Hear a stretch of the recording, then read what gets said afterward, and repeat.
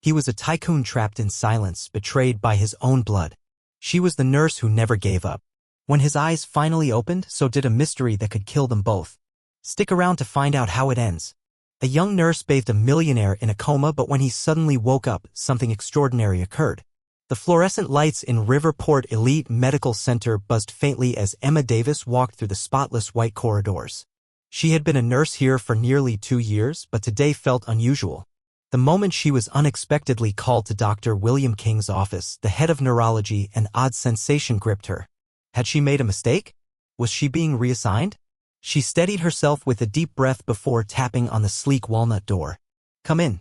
Entering, she saw Dr. King standing by the window, hands clasped behind him, his keen eyes tracing the Riverport skyline. His office carried the sharp scent of antiseptic mixed with fine leather, and the air felt weightier than usual. Emma, he said, turning to face her, his tone calm yet grave, we have a patient who needs exceptional care. This isn't a task for the faint of heart. Emma's forehead creased. Not for the faint of heart? What sort of patient? She asked warily.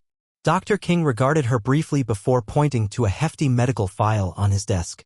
Jake Reynolds, he announced. Emma's breath hitched. Jake Reynolds, the Jake Reynolds? Even if the name hadn't clicked right away, the file's cover told the story, a grainy newspaper photo of a terrible car crash from a year ago. Riverport's youngest billionaire had been in a catastrophic accident.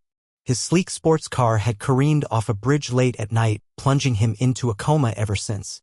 His name once filled the news, Jake Reynolds, the relentless, unapproachable CEO of Reynolds Innovations who'd forged an empire by age 34. Now he was little more than a shadow locked within himself. His family seldom shows up, Dr. King went on, and most staff just check his chart out of duty. But Jake Reynolds needs someone committed, someone who'll truly look after him. Emma chewed her lip, sensing the reluctance in his words.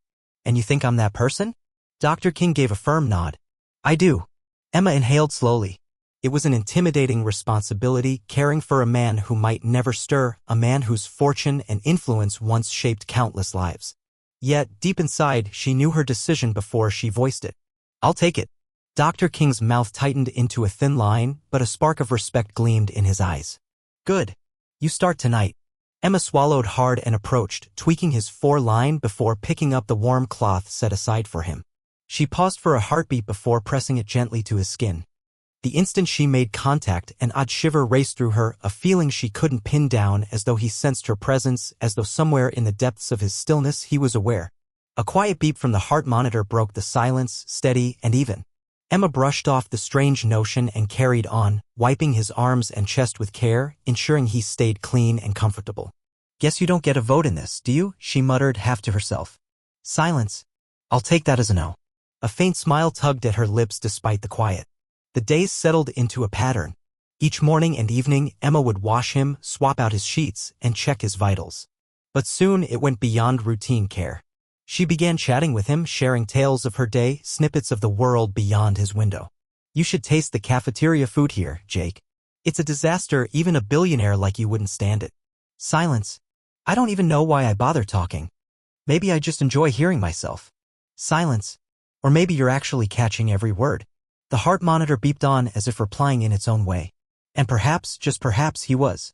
Emma hummed a soft tune as she dipped a fresh cloth into warm water. The sterile calm of Jake's private suite had become familiar to her over the weeks. The steady beep of the heart monitor, the low hum of the Ford drip, it all blended into the background. She leaned over the bed, wiping Jake's face with gentle precision. You know, she said lightly, I read somewhere that coma patients might still hear things. So, honestly, you're the lousiest listener I've ever met. No answer, naturally. She sighed, shaking her head. Fine, I'm used to talking solo by now. She moved to clean along his jawline when she caught a tiny flicker. Her breath snagged. Had she imagined it? She froze, staring at his hand. Nothing. His fingers rested still against the crisp white sheets. Emma let out a small chuckle, shaking her head. Perfect, now I'm seeing things. Maybe I'm the one who needs a bed here. Yet the unease lingered, quiet but persistent. Over the next few days, it happened again. The second time, she was fluffing his pillow. She wasn't paying close attention when she felt it, a subtle brush against her wrist. Her head jerked down. Jake's hand had moved, just a sliver, but enough to send her stomach lurching. Jake, she whispered, barely aware she'd spoken his name. Silence. The familiar beep beep beep of the monitor rolled on. She rested her hand over his, feeling his warmth, his stillness, the hint of something more. Nothing. Was she conjuring this up, or was something shifting? Emma couldn't shake the sensation, so she brought it to Dr. King. The doctor raised a doubtful eyebrow. I'm pretty sure, Emma said hesitantly. I thought it was my imagination at first, but it's happened more than once. His fingers twitch, his hand nudges a bit. It's tiny, but it's real. Dr. King leaned back in his chair, lost in thought. We'll run some scans, he said at last, but don't set your hopes too high, Emma. It might just be involuntary muscle twitches. Emma nodded, though inside she wasn't convinced. She sensed something stirring. And when the results came back, she wasn't shocked. There's heightened brain activity, Dr. King explained. His neurological signals are stronger than they were. Her pulse quickened. So he's coming around? Dr. King paused. Not quite. It could mean a lot of things, but it's encouraging. It wasn't the clear answer she craved, but it was something. That night, sitting by his bed, Emma found herself chatting with Jake more than ever. I'm not sure if you can hear me, but I've got a hunch you might, she murmured. She glanced at his face, his sharp features still frozen. Yet, for the first time, she didn't feel alone in the room. So she kept talking. She shared stories of her shift, the patients who tested her patience, the grumpy doctor on the third floor who kept swiping her coffee. She spoke of her younger days, growing up in a quiet little town, dreaming of becoming a nurse at 24. And as her words flowed, she didn't know that, deep within the silence of his coma, Jake was tuned in. Morning light streamed through the wide windows of his hospital room, bathing Jake Reynolds' still figure in a gentle warmth. The heart monitor's beeping filled the quiet, steady and unchanging as it had for the past year. Emma stood by the bed, rolling up her sleeves. Another day, another routine wash, another one-sided conversation with someone who might never reply. She soaked a cloth in warm water, wrung it out, and started gently cleaning Jake's chest, her motions practiced and careful. You know, Jake, she said with a faint grin, I've been thinking about adopting a cat. I could use someone to listen who doesn't just lie there ignoring me. Silence. She sighed. All right, that was rude of me. I was just trying to chat. Emma stood by the bed, rolling up her sleeves. Another day, another routine wash, another one-sided conversation with someone who might never reply. She soaked a cloth in warm water, wrung it out, and started gently cleaning Jake's chest, her motions practiced and careful. You know, Jake, she said with a faint grin, I've been thinking about adopting a cat. I could use someone to listen who doesn't just lie there ignoring me. Silence. She sighed. All right, that was rude of me. I was just trying to chat. For a moment, Emma couldn't move, couldn't breathe, couldn't think. She'd spent months gazing at those shut eyelids, searching for the slightest hint of life. And now those deep, stormy gray eyes were locked on her, dazed, unfocused, raw, but alive. Jake's lips parted, his voice raspy, a faint croak, but real. Emma? Her whole body tensed, her knees nearly giving out. Her breath stuck between shock and wild disbelief. He spoke. He was awake. The impossible had just unfolded. She hardly noticed the basin of water slipping from her hands, splashing across the spotless floor as she staggered back. Oh my gosh! Her training kicked in. She spun and hit the emergency button on the wall with a trembling hand. A shrill alarm cut through the hallway.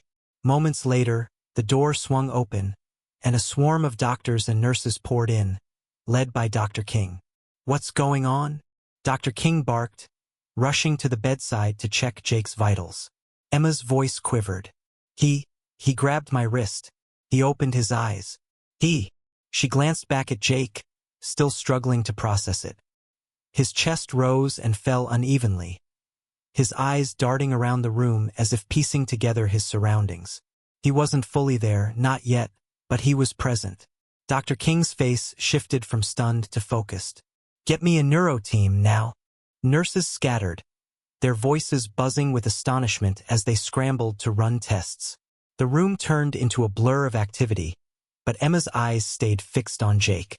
Then, as if drawn by her stare, his gaze found hers again. And this time it held. Everything moved at lightning speed.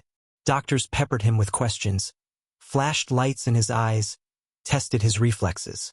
But through the chaos, Jake's attention kept drifting back to Emma. She stepped closer, hesitant, swallowing hard. Jake, she whispered, do you recall anything? He looked at her, blinking slowly. A long pause hung between them. Then his fingers twitched, and before she could react, he reached for her hand. Slowly, weakly, but with purpose. His hand closed around hers. His grip was delicate but steady, as if he'd always recognized her. Emma's breath caught. Dr. King glanced up sharply. "Jake, do you know who she is?" Jake didn't respond right away. His brows knit together, his eyes never straying from Emma. "I don't know," he rasped, his voice rough from months of silence. "But it feels like I should." A shiver ran through Emma. Though Jake Reynolds didn't recall her, something buried deep within him seemed to.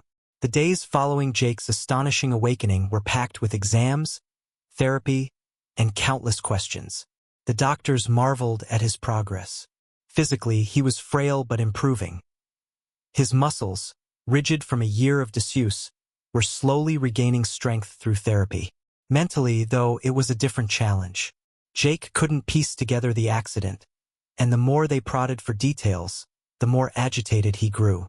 "Jake, let's go over it again," Dr. King said during one session. "What's the last thing you can pull up?" Jake rubbed his forehead, his face tight. "I don't know. Anything at all. Where you were, what you were up to?" Jake let out a sharp breath. "I've told you, it's just fragments, glimpses. Describe them." A heavy silence settled. Then Jake shut his eyes, his brows furrowing.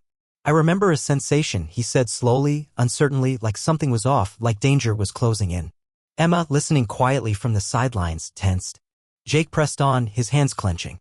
A road, headlights, then nothing. Just darkness. Dr. King sighed. "Trauma often buries tough memories. They might resurface later, but for now we focus on healing." Jake nodded, though Emma could see the irritation in his taut jaw. Privately, she couldn't shake a gnawing doubt that something was wrong.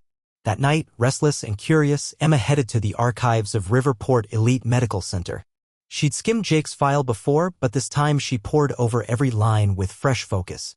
And then she spotted it, something overlooked earlier. The accident report noted that Jake's brakes hadn't just failed, they'd been sabotaged. Not worn, not faulty, tampered with. A cold wave washed over her. This wasn't a random crash. Someone had meant to kill Jake, and he didn't even know. With a shaky breath, she shut the file. She had to tell him. If someone had targeted him once, they could try again. Jake's recovery moved at an astonishing pace. Within weeks, he went from bed-bound to sitting upright, feeding himself, and speaking in full sentences. Now, with physical therapy, he was learning to walk again. And through every stumble, every grueling moment when he wanted to quit, Emma was there, urging him forward. "I can't keep going," Jake grumbled, clutching the parallel bars tightly as he struggled to stand. "Yes, you can," Emma replied firmly, standing at his side. "You've made it this far, Jake. Don't give up now." He turned to her, his breath labored. She wasn't just tossing out encouragement, she genuinely believed in him. And that sparked something in him to believe too. With a gritty exhale, he took another step. Emma's face brightened. "There you go." For the first time since waking, Jake grinned, not out of courtesy or habit, but because he finally felt alive again. And he knew who deserved the credit. Emma stood apart from the rest. She didn't see him as a burden or a billionaire stuck in a hospital bed. To her, he was just Jake. That's why he found himself drawn to her. When she was near, the air felt less heavy. Her voice tugged him out of the shadows still clouding his thoughts. And when she touched him, steadying his arm as he walked, fixing his pillow, his skin buzzed with a warmth he couldn't name. One evening after an exhausting therapy session, Emma suggested a stroll in the hospital's garden. "Some fresh air might lift your spirits," she said with a smile.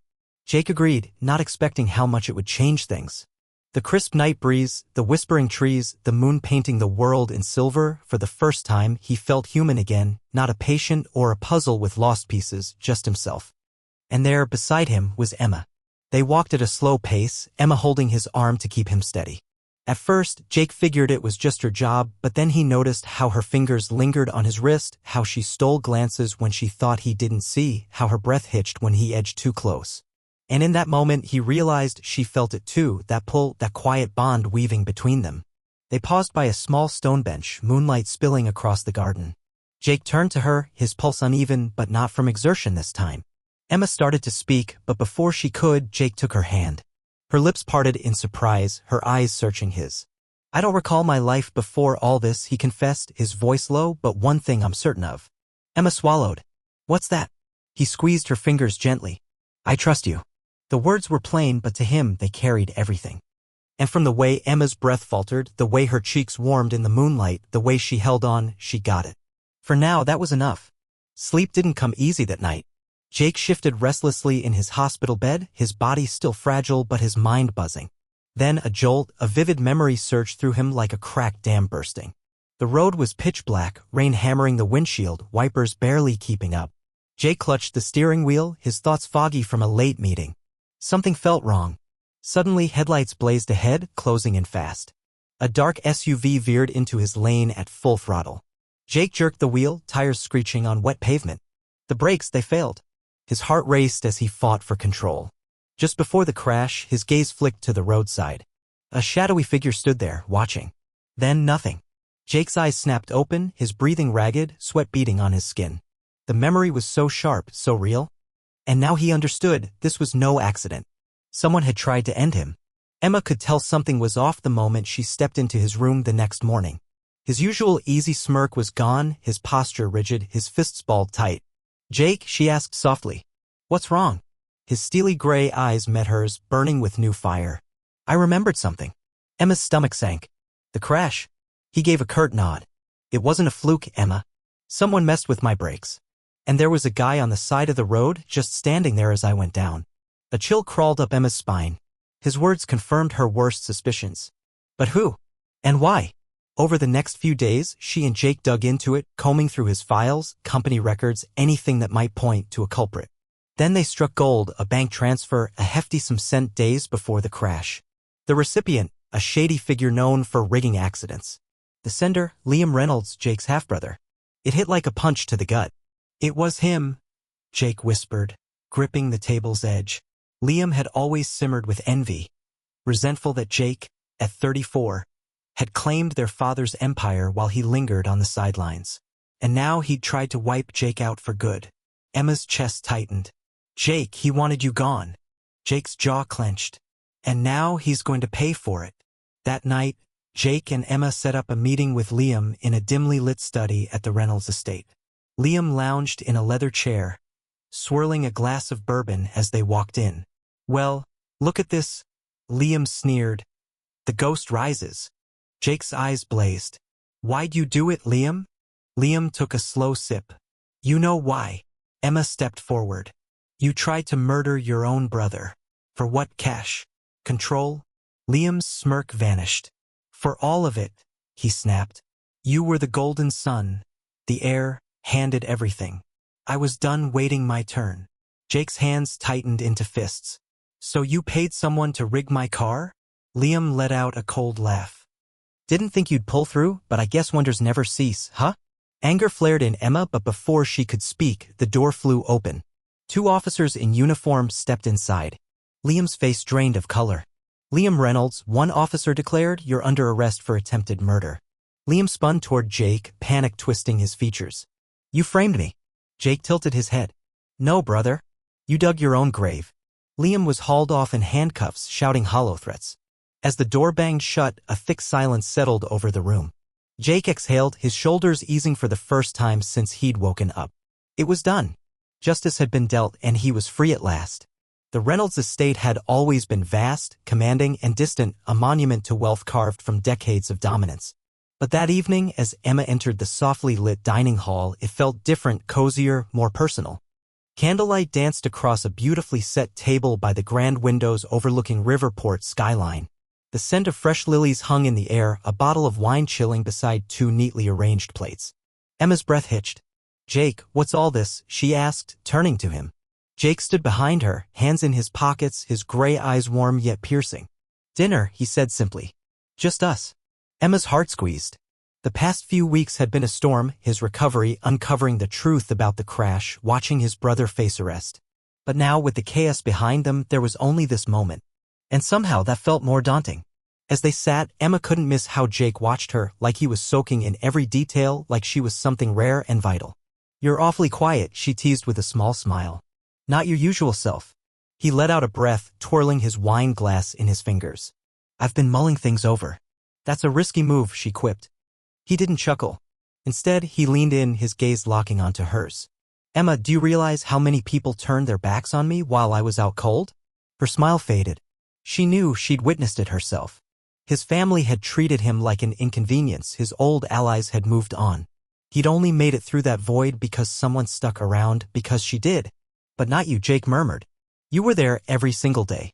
You looked after me when I couldn't even blink, when I was just a lost case to everyone else. You wouldn't let me go. Emma's throat tightened. She'd never framed it that way. She'd just done what felt right. But to Jake, it had been everything. Jake edged closer, his fingers grazing hers on the table. Emma, I've got it all, he said, his voice quiet but resolute. Wealth, authority, reach. But it's meaningless without you. Her breath snagged. Jake, let me finish, he whispered, his hand wrapping around hers, his thumb brushing slow, tender circles on her skin. I don't know how it came to this. I don't know when it began. But I'm certain of this. Every second I was stuck in that coma, you were what kept me going. You were my beacon in the black. Emma, he pressed on, his eyes alight with feeling, I love you. The words slammed into her, stealing her air, not because she hadn't sensed it too, but because hearing it from him made it solid, unshakable.